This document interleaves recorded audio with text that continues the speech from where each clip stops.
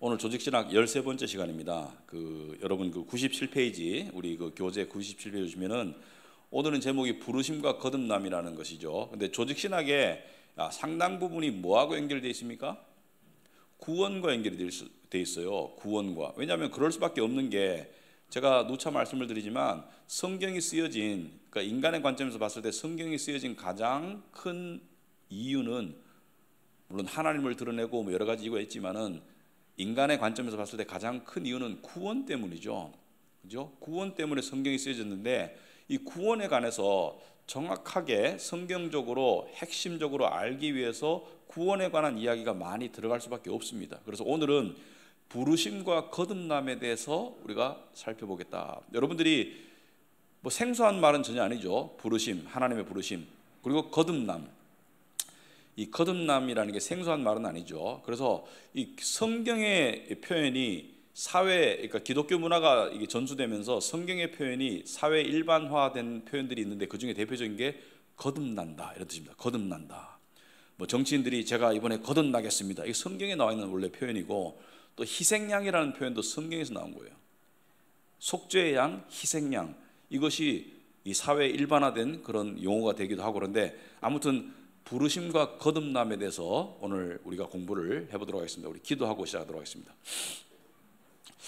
사랑과 은혜의 하나님 아버지, 저희들을 하나님께서 당신의 백성으로 부르시고 또 하나님의 자녀로 거듭나게 하셨습니다. 그 은혜를, 그 진리를 우리가 성경적으로 조밀하게, 또 구체적으로, 또 은혜적으로 오늘 공부하고 깨닫기를 원합니다. 이 시간 저희들이 이 공부하는 내용이 우리의 신앙의 토대가 되고, 이것을 바탕으로 하나님과 올바른 관계를 맺어가면서 은혜로운 신앙생활을 할 수 있도록 우리 성도님들, 또 우리 강의를 들으시는 모든 분들 축복하여 주시옵소서. 예수님 이름으로 기도합나이다. 아멘. 자, 우선 먼저 부르심에 대해서 우리가 생각을 해보자. 부르심. 여러분, 부르심, 콜링이죠. 부르심이라는 것은 우리가 일반적으로 하나님께 부름을 받았습니다 라고 말할 때 직분을 이야기할 때 많습니다. 제가 집사로 부르심을 받았습니다. 제가 교사로 부르심을 받았습니다. 제가 찬양팀으로 부르심을 받았습니다. 자, 그런데 믿는 자들에게 가장 원초적이고 가장 소중하고 가장 중요한 부르심은 바로 구원으로의 부르심입니다. 구원도 하나님의 부르심이죠. 하나님이 택하시고 성령님을 통해서 부르시는 것이죠. 그래서 로마서 8장 30절 보시면은 이런 말씀 있죠. 미리 정하신 그들을, 하나님께서 구원으로 택하신 그들을 또한 부르시고 하나님이 부르셨다. 그래서 모든 성도는 하나님께 부르심을 받았습니다. 이 부르심이 직분으로의 부르심보다 우선하며 선행하고 가장 중요한 부르심입니다. 모든 성도는 하나님의 백성으로, 하나님의 자녀로 부르심을 받았습니다. 부르신 그들을 또한 의롭다 하시고 의롭다 하신 그들을 또한 영화롭게 하셨느니라. 자, 성도가 칭의, 의로워지는 것은 이미 이루어졌죠. 구원 때 이루어졌는데, 영화는 천국 가서 이루어지는 것이죠. 영화라는 것은 우리가 죄가 없이 예수 그리스도와 같은 몸을 가지게 된다, 이것이 영화인데, 영화는 앞으로 일어날 일이죠, 우리의 관점에서는. 그러나 성경은 영화롭게 하셨다고 이미 이루어진 과거로 표현하는 이유는, 성경은 분명히 이루어질 하나님의 약속은 이미 이루어진 것으로 여기기 때문에 이렇게 하는 것이다. 자, 그런데 이 하나님께서 미리 정하신 그들을 부르시고 부르신 그들을 의롭다 하시고 칭의죠. 그 다음에 영화롭게 하시는 영화 사이에 들어가는 것이 성화입니다. 그죠? 칭의와 영화 사이에 성화가 들어가죠. 그런데 나머지 모든 것들, 미리 정하시고 부르시고 의롭다 하시고 영화롭게 하시는 것은 모두가 하나님의 일방적인 역사입니다. 그래서 일방적인 역사이다. 구원에 관한 구원의 요소의 대부분이 하나님의 일방적인 역사인데, 유독 성화만큼은 하나님의 주도하에 인간의 순종과 열심을 요구하는 쌍방적이다, 상호적이다. 그래서 성화는 차이가 있겠습니다.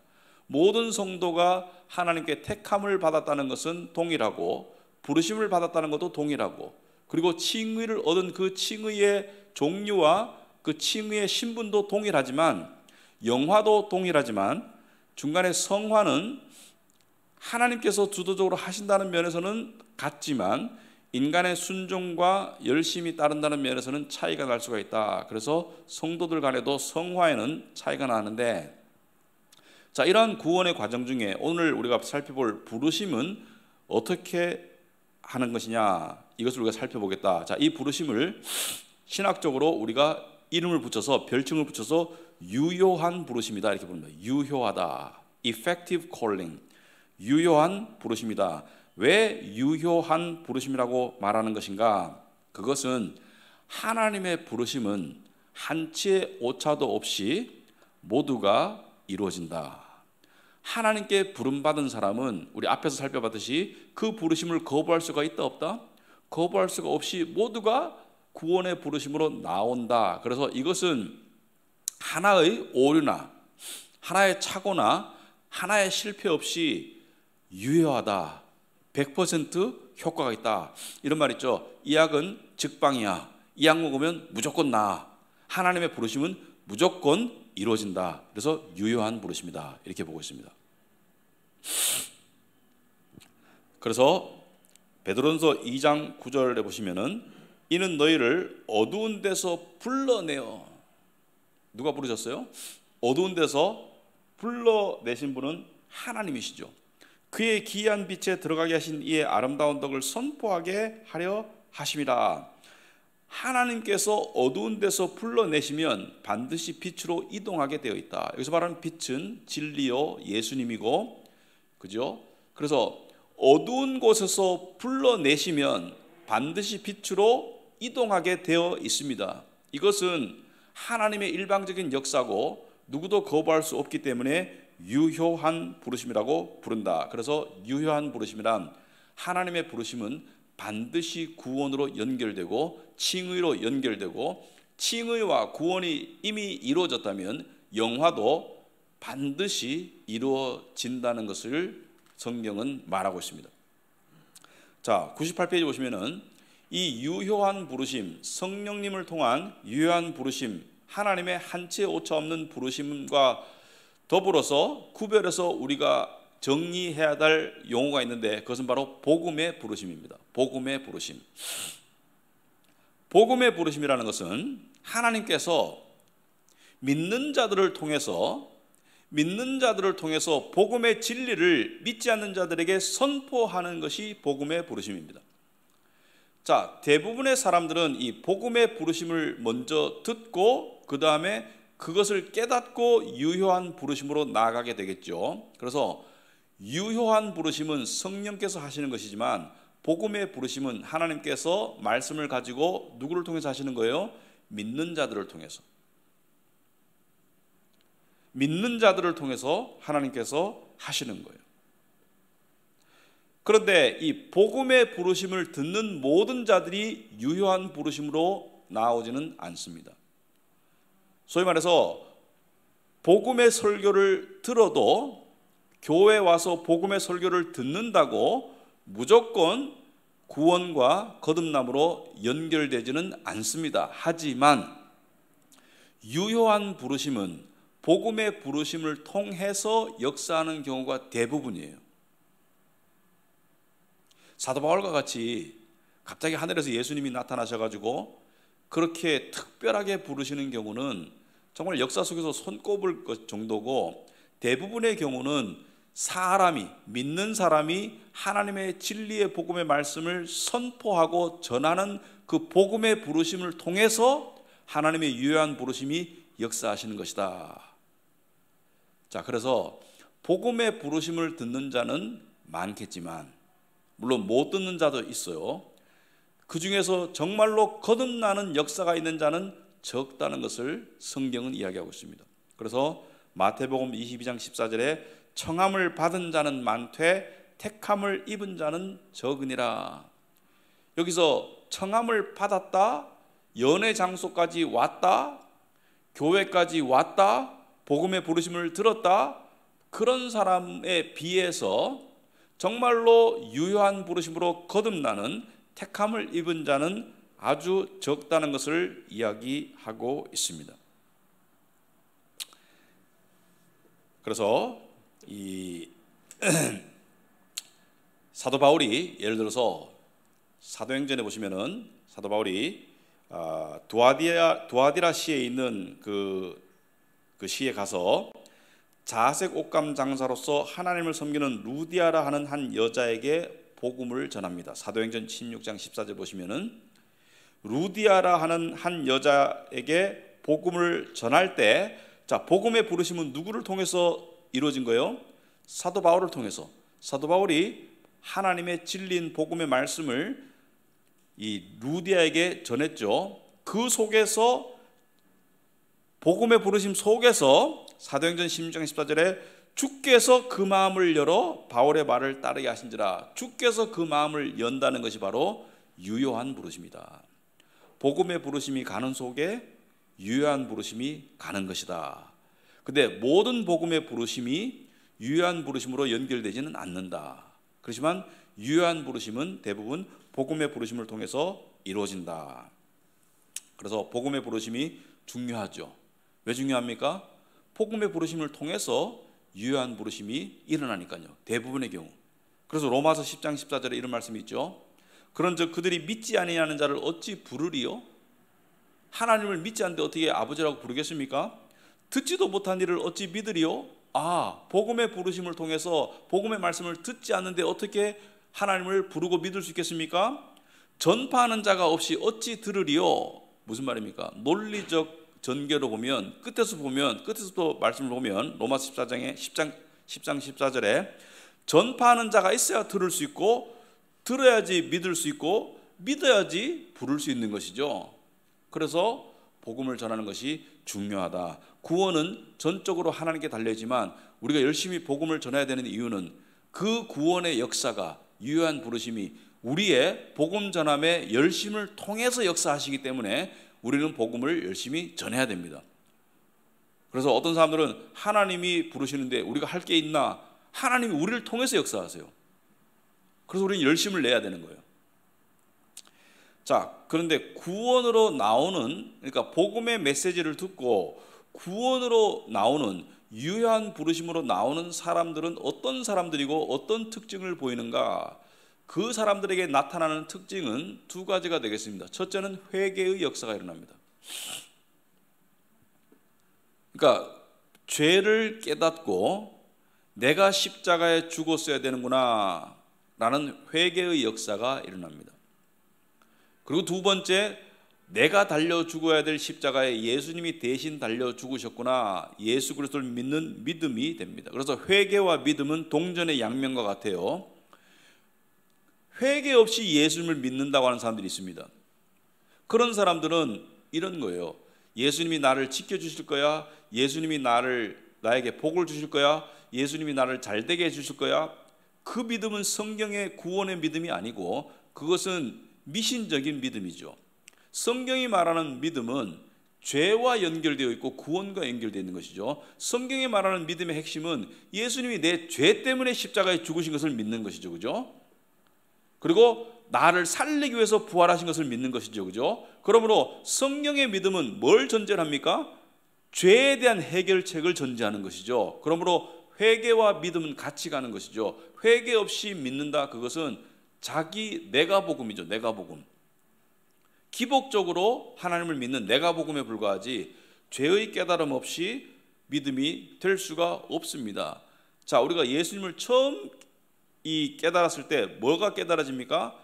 내 죄가 깨달아지고, 내 죄를 위해서 대신 죽으신 예수 그리스도의 십자가가 깨달아지고, 자, 이 회개와 믿음은 구원의 최초에 일어나는 역사이기도 하지만 믿는 자들에게는 지속적으로 주기적으로 일어나는 역사인데, 이 부분은 성화의 교례를 다룰 때 다시 한번 살펴보겠습니다. 그래서 우리가 죄가 더한 곳에 은혜가 더 넘친다. 이것은 억지로 죄를 만들어 지으라는 것이 아니라 만들어 안 지어도 우리는 충분히 죄를 짓고 있어요.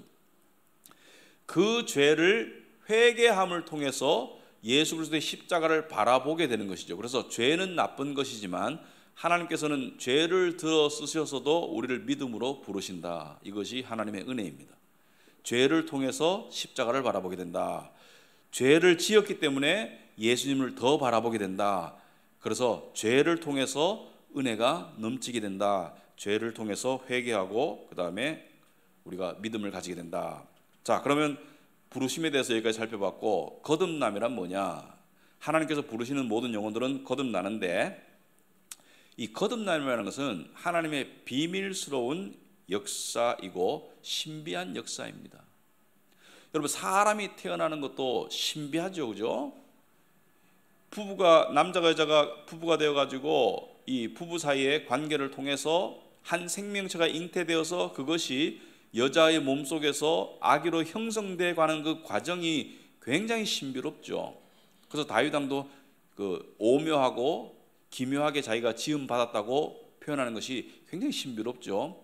영적인 거듭남도 하나님의 신비로운 역사이고, 그리고 여기서 우리가 이 반드시 명심해야 될 것은 수동적이다. 철저하게 수동적이다. 자꾸 강조하는 것이죠. 여러분, 그 영어로는 나는 1967년에 태어났습니다 이렇게 안 하고 영어로는 어떻게 해요? I was born. 수동태로 말합니다. 그죠? 수동태로 말해요. 태어났다는 것은 내가 능동적으로 그러니까 우리는 그 수동태 능동태 구별이 잘 안 하는 그런 언어예요. 이 언어가 뭐 옳고 그름의 문제가 아니고 우리 말은 수동태가 별로 많이 안 써요. 수동태를. 근데 나는 1967년에 태어났습니다. 마치 내가 태어난 것처럼 이야기하잖아요. 그죠?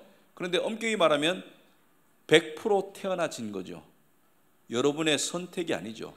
100% 태어나졌지 여러분이 태어나기를 선택한 것은 눈꼽만큼도 없죠. 그래서 영어로는 I was born 이렇게 말하죠. 나는 태어나졌다. 철저히 수동적이다. 그래서 영적인 거듭남도 철저히 수동적으로 거듭나지는 거예요.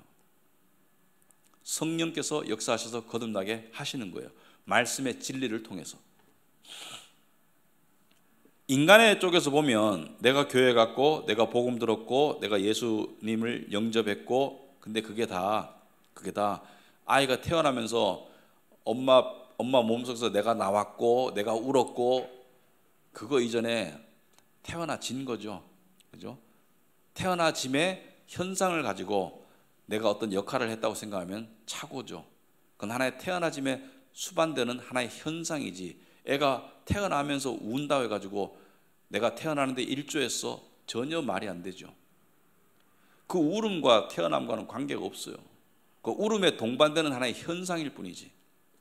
그래서 베드로전서 13장 중간에 보시면은 13장에 죄송합니다. 베드로전서 13장까지가 있을 수가 없죠. 베드로전서 1장 3절 중간에 보시면은 그의 많으신 긍휼대로라는 것은 하나님께서 우리를 거듭나게 하시고 당신의 자녀로 삼아주신 그 근본 이유는 우리를 불쌍히 여기셨다는 거예요. 불쌍히 여기셨다는 것은 무엇을 내포합니까? 우리가 자격이 있어서 이뻐 보여서가 아니고 우리가 딱해 보여서라는 뜻이죠. 딱해 보여서 불쌍히 여기셔서 예수 그리스도를 죽은 자 가운데서 부활하게 하심으로 말미암아 우리를 거듭나게 하사. 누가 우리를 거듭나게 하셨어요? 하나님께서. 산 소망이 있게 하시며 하나님께서 우리를 거듭나게 하셨다. 이 영적인 새 생명으로 거듭나는 일은 전적으로 성령 하나님의 역사이며 우리는 이 하나님의 역사를 통제하지도 거부하지도, 그리고 잘 들어보십시오, 제대로 이해하지도 못합니다.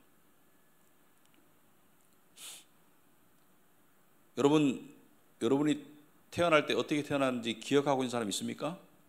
없을 겁니다.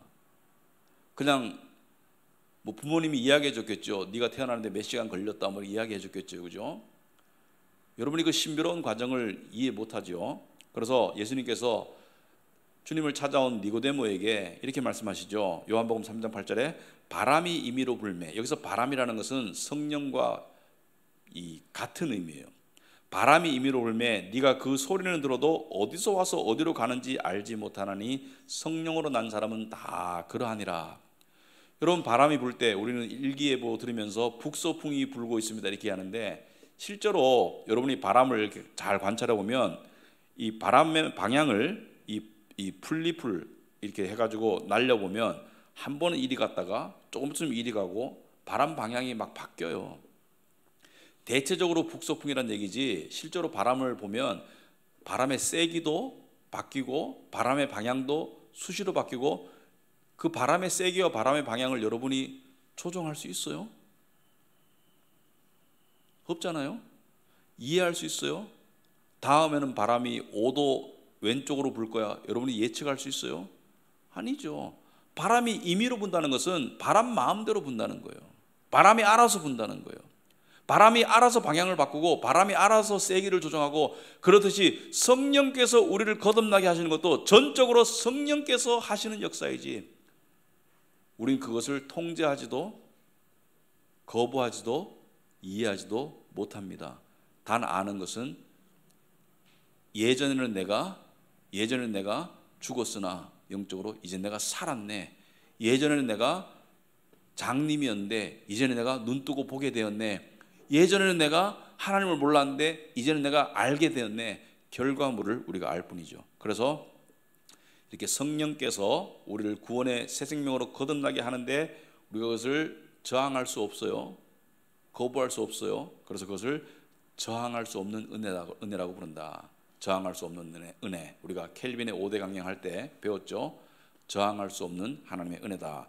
자, 거듭남의 그러면 특징들에 대해서 우리가 살펴보겠습니다. 거듭남의 특징들. 거듭남은 평생 한 번 일어나는 일이다. 사람이 육신적으로 2번 태어날 수 있습니까? 없잖아요. 여러분이 태어난 날과 태어난 시각 그 한 번에 태어난 것이지 또 태어날 수 있습니까? 없잖아요. 한 몇십 년 전에 우리나라에서 그 예수 전도단 이런 그 부흥 집회들이 유행했었습니다. 근데 이제 그 집회들에 이제 사람들이 많이 갔었는데, 제 그 스승님이, 그 미국인 선교사 스승님이 한국 청년들을 데리고 거기에 이제 같이 참석을 해봤는데, 나중에 저희들한테 이야기하시더라고요. 야, 니네들 이상하다. 이 부흥 집회 가면 마지막에 빌리 그레함 목사님 흉내를 많이 냈습니다. 예수님을 영접하고 하나님의 자녀가 되기를 원하시는 분은 앞으로 나오세요. 영접 기도 시키고, 그럼 뭐라 그래요? 이제 영접하셨으니까 하나님의 자녀가 되었습니다. 의심하지 마세요. 이렇게 선포하죠, 그죠? 근데 그 부분도 좀 잘못됐어요. 영접시키는 거는 좋은데 영접시켰다 해가지고 누구 마음대로 하나님의 자녀가 됐다고 선포하는 거예요? 그 영접이 유효한지 안 한지 그걸 인간이 어떻게 알아요? 그래서 빌리그레함 그 전도 집회를 예를 들면, 빌리그레함 전도 집회 하나님께서 이렇게 전도에 많이 쓰셨죠. 그러면은 영접할 사람이 앞으로 나와가지고, 그러면 빌리그레함 전도 집회 거기 그 봉사자들이 명단을 다 적죠. 주소를 다 적고 그 다음에 지역교회에 연결을 시켜주죠. 근데 그때 영접한 사람들을 나중에 조사해 보니까 그 중에 실제로 여전히 교회를 다니는 사람은 2%밖에 안 돼요. 함부로 그렇게 인간이 선언할 게 아닙니다. 이제 하나님의 자녀가 되셨습니다. 앞으로 절대로 의심하지 마십시오. 누구 마음대로. 그거는 사람이 함부로 선포할 얘기가 아니에요. 사람이 선포할 수 있는 말은 이거밖에 없어요. 주 예수를 믿어라. 그리하면 너와 내 집이 구원을 얻을 것이다. 그런데 우리 그 스승님이, 우리 미국인 선교사 스승님이 의아하게 생각한 것은, 아니 갈 때마다 영접하러 나가는 사람들이 있는 거예요. 영접하러 오라면 가가지고 눈물 콧물 흘리고 영접했는데 다음 집회 가면 또 가. 왜 그러니? 왜 그래요? 그러니까 이게 히히 웃으면서 답을 못하는 거죠. 그 감정이 휩쓸려 가지고 그때 또 나가요. 근데 구원은 한 번 일어나는 거예요. 그죠? 하나님의 자녀가 된 사람은 다시 영접하는 게 아니에요. 자, 두 번째, 단숨에 일어나는 일입니다. 단숨에. 어느 순간, 한순간에 하나님의 자녀로 영적으로 호련히 단숨에 거듭나는데, 단숨에 일어난다고 해가지고 모든 사람이 자신이 언제 구원받았는지를 아는 건 아니에요. 그래서 두 가지 종류의 구원에 관한 체험들인데, 첫째는 비록 거듭남은 한순간에 일어난 일이지만 100페이지 밑쪽에 자신이 언제 거듭났는지를 분명히 인식하는 사람도 있는 반면에, 또 어떤 사람들은 자신이 언제 거듭났는지는 몰라도 자신이 거듭났음을 확신하는 경우도 많이 있다. 특히나 믿는 가정에서 태어나 교회 안에서 자란 사람들은 자신이 거듭난 시점을 잘 모르는 경우가 많다. 제가 봐서는 세 가지 종류로 나눌 수 있는데, 어떤 사람들 이런 사람이 있습니다. 나는 내가 언제 거듭난지 모르겠는데 나는 믿는 가정에서 태어나가지고 계속 교회 안에 있었기 때문에, 이런 표현이 있어요. 내가 예수님을 몰랐던 적이 언제인지를 모르겠다. I don't know when I did not know Jesus. 내가 예수님을 몰랐던 적이 언제인지 모르겠다. 그런 사람들 중에서는, 그러니까 모태신앙으로 착각하는 사람들 말고 정말 하나님을 믿는 사람들 중에 내가 예수님을 몰랐던 적이 언제인지 잘 모르겠다라고 말하시는 분들은 물론 거듭남의 순간이 있었어요. 당연히 있었어요. 하나님께서 거듭남의 순간이 있었는데, 그런 사람들은 믿음이 아주 성숙한 경우가 많더라고요. 그러니까 2대 3대 믿어가면서 아주 좋은 그리스도인 가정의 토양에서 태어나서, 그리고 죄를 깨닫고 또 거듭나는 그런 역사가 이렇게 있었는데, 그게 좀 극적이지 않아서 자신은 잘 기억을 못하지만 굉장히 성품이 좋은 경우가 있고, 어떤 사람들은 저는 중학교 때인가 고등학교 때, 그때 뭐 고3 때 뭐 수련회 가고 몇 달 동안 좀 그런 시즌이 있었던 것 같아요. 그러니까 거듭남은 한순간인데 자신이 정확하게 기억 못하겠는데 그때쯤 제가 거듭났던 것 같아요. 그때쯤 제가 나의 하나님을 인격적으로 알게 된 것 같아요. 이렇게 표현하시는 분이 있고요. 또 어떤 사람은 일시를 아는 사람이 있어요. 그런 사람은 조금 깡패 비슷한 사람들이 그런 사람들도 있고요. 또 하나님의 극적인 은혜를 체험한 사람이 그런 사람이 있고요. 사도 바울도 일시를 알잖아요, 그죠? 참고로 저는 1989년 1월 26일 날 거듭났습니다. 그러니까 저는 왜냐하면 그 전에 교회를 안 다녔어요. 그러니까 그게 좀 확실하게 아는 경우입니다. 그래서 저 같은 사람도 있고, 또 어떤 사람들은 거듭난 시즌을 아는 사람도 있고, 어떤 사람들은 정확하게 언제 거듭난지 모르겠는데 지금 예수님을 구주로 믿는 사람이 있고, 근데 다 상관없어요. 경로는 다 상관없어요. 서울에만 가면 돼. 경로는 상관없고 여러분이 하나님의 자녀가 된 것이 중요하지, 내가 어떻게 거듭났는가는 그런 상관없어요. 각자의 거듭남의 경로는 그냥 하나님께 감사하시면 돼요. 내가 믿는 가정에 태어나서 정말 신앙 가운데 잘 자랐고 그러면 감사하시면 되고, 제가 안 믿다가 갑자기 믿게 됐으면 그것도 감사하시면 되고, 자신의 그냥 하나의 간증이지, 다 그냥 통로는 달라도 예수님을 만나면 그거 된 거예요. 자, 그 다음에 거듭난 사람들에게 나타나는 특징들이 있습니다. 우리가 시간을 충분히 보내보면 거듭난 사람은 저 사람이 거듭난지 안 났는지 한 90% 이상 짐작할 수 있습니다. 사실은 저 사람은 거듭난 것 같다, 저 사람은 거듭나지 않은 것 같다. 사람이 하나님처럼 100% 판단하면 안 돼요. 속으로 생각하는 거예요. 근데 대충 짐작은 합니다. 특히 부모 자식 간에는 그게 굉장히 짐작을 넘어서서 굉장히 알 수가 있죠. 제가 좀 신비한 경험을 하나 한 게 있는데 갑자기 생각나서 말씀을 드리는데요. 저희 어머니가 딸 5인 집에 어머니가 넷째 딸입니다. 근데 막내 이모네가, 그러니까 어머니 여동생 막내 이모네 집이 이모부님이 수석 장로님이었어요. 장로님 중에서 굉장히 열심히 수석 장로님이셨고, 그러니까 믿는 가정이었습니다. 근데 그 집에 아들 하나 딸 하나인데 저보다가 나이가 2살 어린 사촌 남동생이 있었어요. 지금 지금 장로가 돼가지고 아주 교회를 열심히 섬기고 그런 충실한 일꾼인데, 믿는 가정에 태어나가지고 아버지가 장로님이니까 그 교회에서 뭐 학생 뭐 회장, 뭐 중등부 회장, 뭐 계속 이렇게 신앙 가운데 잘 살아왔고 뭐 예배 생활, 무슨 말씀 생활 착실히 하는 것 같았어요. 근데 제가 그쯤에 거듭났습니다.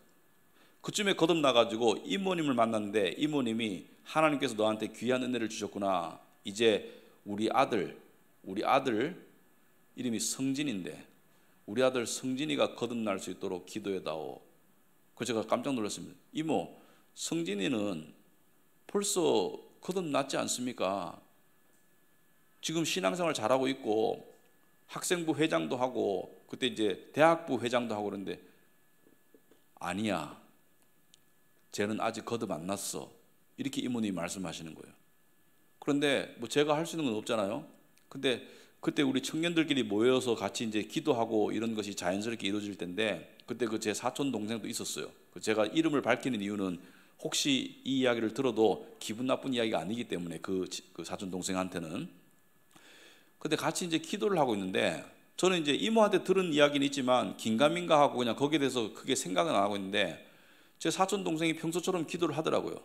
근데 기도할 때 보면 약간 특징이 있어요. 교회 모드로 기도했어요. 그 당시에도. 왜냐하면 어렸을 때부터 회장하고 하니까 교회 모드 알죠, 그죠? 목사님 모드 이런 거 있잖아요. 기도할 때 주여 이렇게 하면서 하는 거 있잖아요. 근데 그 교회 모드로 기도를 열심히 하더라고요. 근데 갑자기 있잖아요. 제가 옆에서 기도하고 있었는데 불 끄고 갑자기 목소리가 확 바뀌어요. 그러더니만은 영접하는 자, 곧 그 이름을 믿는 자들에게는 하나님의 자녀가 되는 권세를 주셨으니 이 말씀을 자기가 읊더니만 갑자기 기도가 자기 본연의 목소리로 바뀌어요. 그러더니만은 기도가 달라졌어. 그래서 옆에서 제가 딱 듣다가 신기했어요. 평소에 제가 하던 기도의 모습이 아닌데, 근데 그때 거듭난 거예요. 하나님께서 그렇게 역사하시더라고요.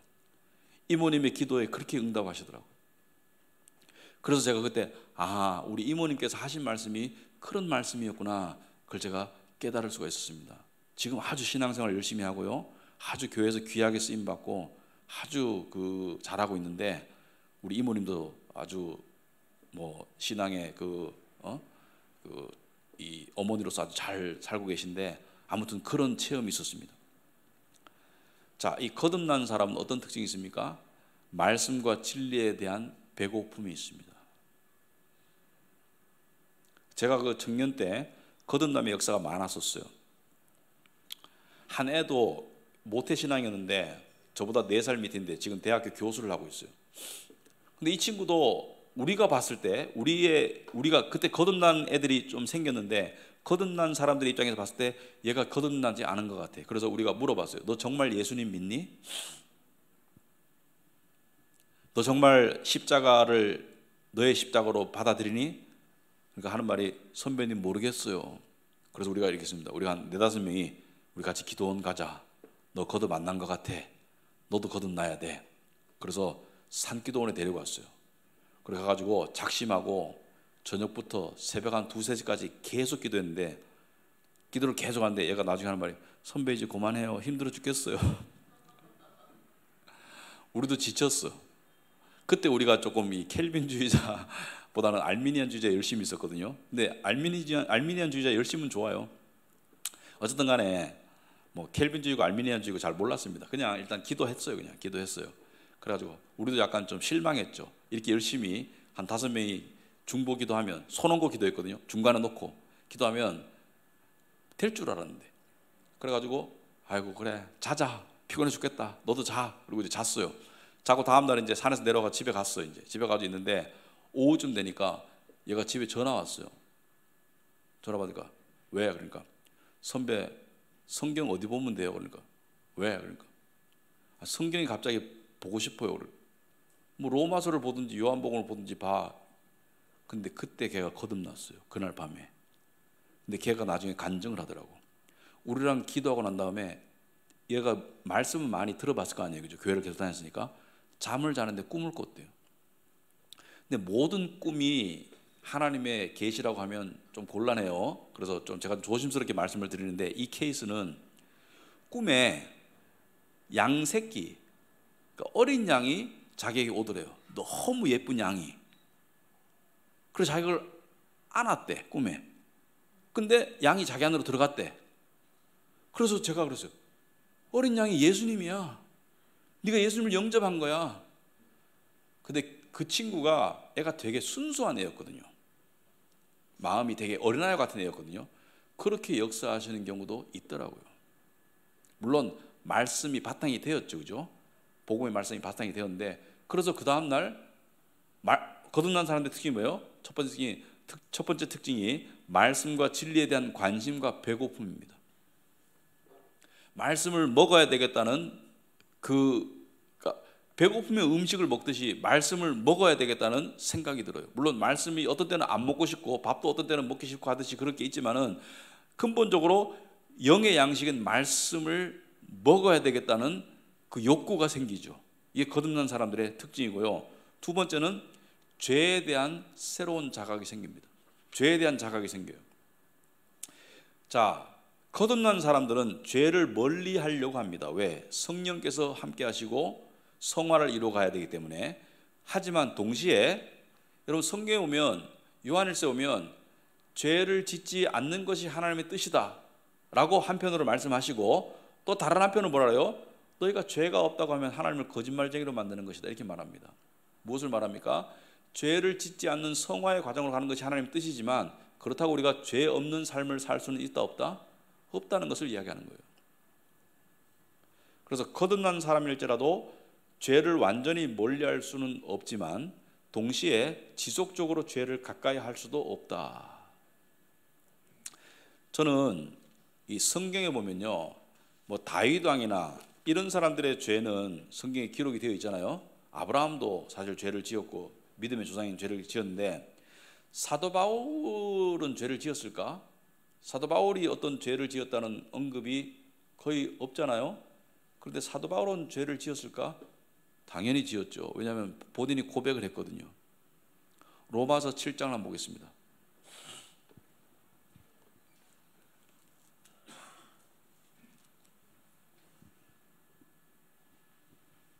사도 바울이 로마서 7장 14절에 이렇게 고백을 하고 있죠. 여러분들에게 한 인간, 그러니까 사도로 부르심을 받아가지고 엄청나게 쓰임을 받았지만 한 인간일 수밖에 없었던 사도 바울이라는 인간의 고백을 한번 로마서 7장 14절에 제가 읽어보겠습니다. 우리는 율법이 신령한 것인 줄 압니다. 그러나 나는, 여기서 말하는 나는 사도 바울이에요. 육정의 메인 존재로 죄 아래 팔린 몸입니다.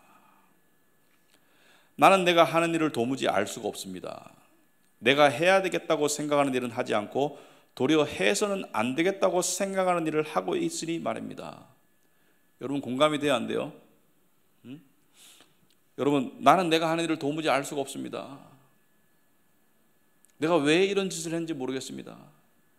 왜 이런 짓을 했는지가 아니고 왜 이런 짓을 또 하는지를 모르겠습니다. 이런 의미예요. 16절에 내가 그런 일을 하면서도 그것을 해서는 안 되겠다고 생각하는 것은 곧 율법이 선하다는 사실에 동의하는 것입니다. 그러니까 한편으로는 그런 죄를 지으면 안 되는데 라는 마음은 있는데, 다른 한편으로는 그 죄를 짓고 있는 거예요. 그렇다면 17절에 그와 같은 일을 하는 것은 내가 아니라 내 속에 자리를 잡고 있는 죄입니다.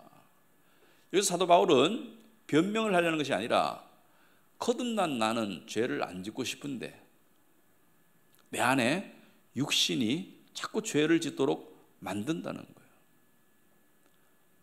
여기서 육신을 타인 취급하는 것은 면피하려는 것이 아니라, 여러분 천국 갈 때 육신을 데려가요, 안 데려가요?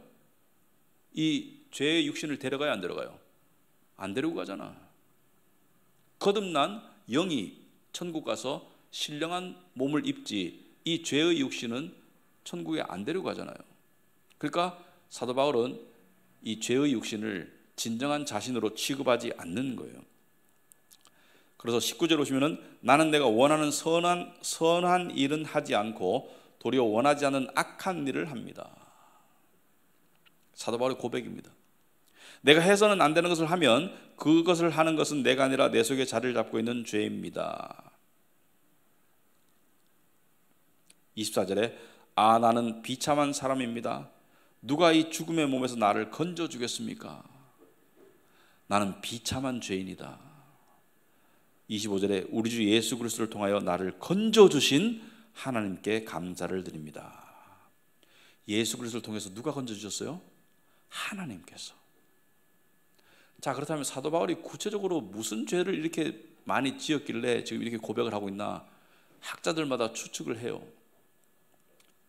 이런 죄였을 것이다, 저런 죄였을 것이다. 모르죠. 구체적으로 언급하는 것은 은혜가 안 되니까 구체적으로 언급 안 했겠지만, 사도 바울이 죄를 지속적으로 죄 가운데 시달렸음을 우리가 엿볼 수 있다. 여러분과 저도 마찬가지입니다. 죄 가운데 시달리고 있는 것이 우리가 거듭났다는 증거이기도 합니다. 또한 죄 때문에 사도 바울은 뭐예요? 예수 그리스도를 통하여 하나님께 감사한다라는 믿음으로 나아가죠, 그죠? 그래서 죄가 더한 곳에 은혜가 더할 수 있다. 오해하지 마세요. 억지로 죄를 만들어 지으라는 게 아니에요. 그래서 구체적인 언급은 안 하지만 사도 바울도, 우리가 그렇게 존경하는 사도 바울도 죄 때문에 계속 시달리는 삶을 살았던 것 같다. 그 다음에 거듭난 사람들에게는 뭐예요? 하나님으로부터 보호와 사랑을 받는다. 자, 이 보호와 사랑이 우리한테는 보호와 사랑으로 여겨지지 않고 간섭과 징계로 여겨집니다. 징계라는 것은 사랑의 매.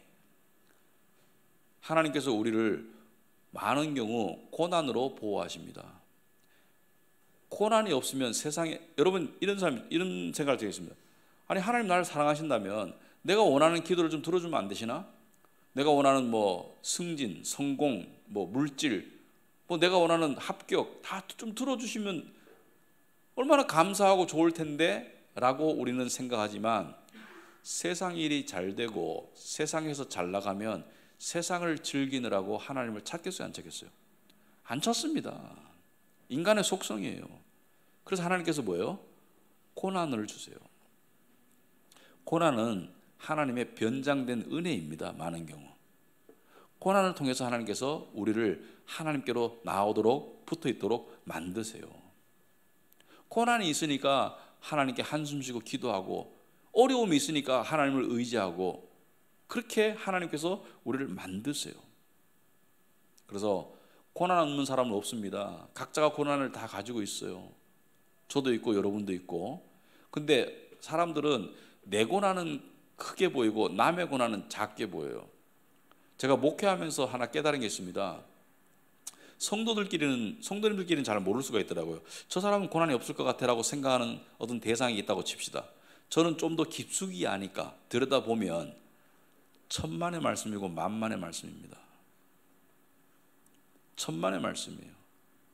겉으로 치장된 모습과 겉으로의 표정 속에서 판단하지 마세요. 그 내면에 들어가 보면 고난 없는 사람은 없습니다. 그리고 하나님께서 사랑하는 자를 징계하세요. 징계한다는 것은 고난을 주세요. 왜? 고난을 통해서 우리가 하나님을 의지하게 되고, 고난을 통해서 성품이 만들어지기 때문에, 고난을 통해서 소망을 가지기 때문에. 이 세상이 너무 즐거우면 천국 갈 소망이 생기겠어요? 이 세상이 힘들고 우울하고 고통스러우니까 천국에 대한 소망을 더 가지는 것이지. 그 다음에 거듭난 사람들에게 나타나는 네 번째 특징은 세상을 이긴다. 거듭난 사람에게는 세상의 유혹과 두려움을 이길 수 있는 믿음이 주어진다. 세상을 이기는지 안 이기는지는 어떻게 알 수 있나? 세상과의 싸움은 마음에서 일어나고 그 결과는 감정으로 나타난다. 주로 세상에 지고 있으면, 물론 기질적으로 그럴 수 있는, 기질적으로 좀 우울감을 많이 느끼는 사람이 있고 기질적으로 그럴 수 있으나, 두려움이나 지나친 걱정이나 어떤 지나친 이 패배감이나 지나친 우울감이나 이런 모두가 세상에 지고 있는 결과물이고요. 평강과 감사는, 기쁨은 세상을 이기고 있을 때 나타나는 증상들입니다. 진정한 평강과 진정한 감사, 진정한 기쁨은 세상을 이기고 있을 때 나타나는 증상입니다. 그리고 또 더 나아가서 거듭난 사람들에게는 성품의 변화가 나타난다. 어떤 교회나 어떤 교단에서는 거듭남의 특징으로 방언을 꼽는 경우가 있어요. 방언을. 결론적으로 말씀드리면 방언과 거듭남은 전혀 관계가 없습니다. 제 스승님은, 미국인 선교사 스승님은 제가 이때까지 본 분 중에서 가장 성숙한 분인데 방언을 못하세요. 방언과 거듭남은 관계가 없습니다. 심지어 하나님이 안 주셔도 방언을 받을 수가 있더라고요. 제가 청년 때 수련회 가가지고 기도원 가가지고 같이 방언으로 막 깨구리처럼 방언으로 기도하던 사람들 중에 많은 숫자가 지금 교회를 안 다녀요. 그래서 방언은 하나님께로만 더 주어지는 것이 아니라고 저는 결론이 돼요. 그래서 거듭남의 증거로 초자연적인 일들을 자꾸 생각하는 사람들은 좀 고민을 해봐야 돼요. 마태복음 7장 20절 23절에 오시면은 그날에 많은 사람이 나더러 주여 주여 우리가 주의 이름으로 선지자 노릇하며 주의 이름으로 귀신을 쫓아내며 주의 이름으로 많은 권능을 행하지 아니하였나이까. 거듭남의 증거로 뭘 얘기하고 있는 거예요? 신비한 체험. 자꾸 자기의 체험을 이야기하고 있는 거예요. 우리가 귀신도 쫓아내고 선지자 노릇하고 권능을 행하지 아니하였습니까? 거듭남의 증거로 어떤 초자연적인 체험이나 열심을 이야기하고 있는 거예요. 거듭난 사람들에게 나타나는 특징은 뭐라 했어요?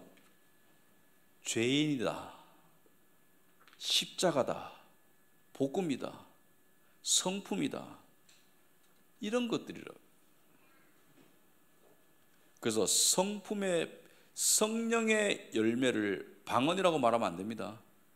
성령의 증거를 방언이라고 말하면 그 비성경적이에요.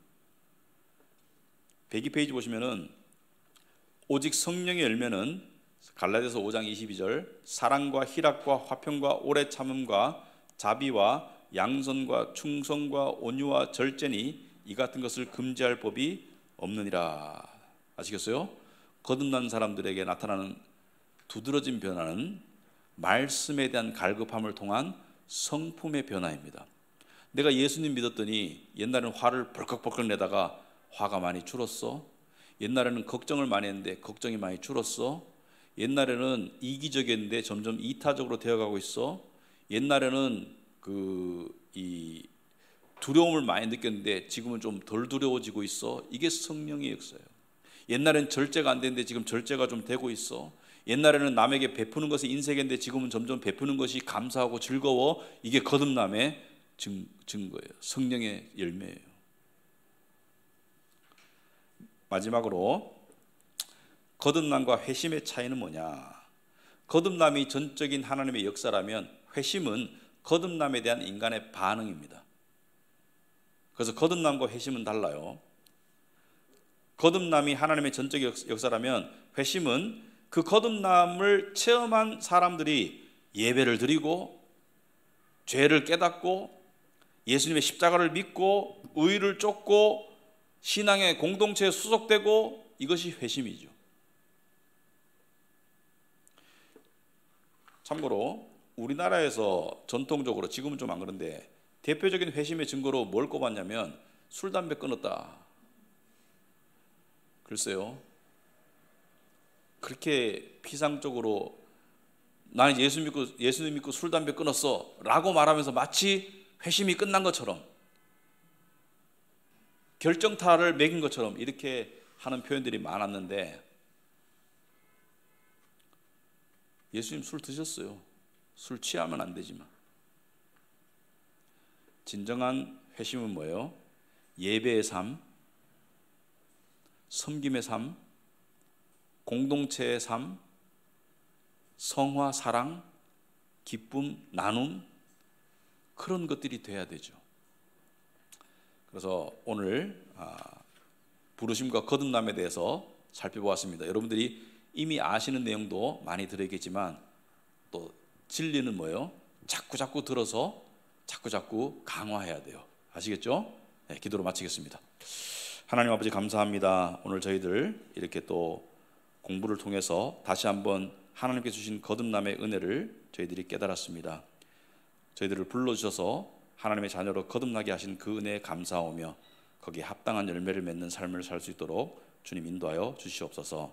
예수님 이름으로 기도합나이다. 아멘.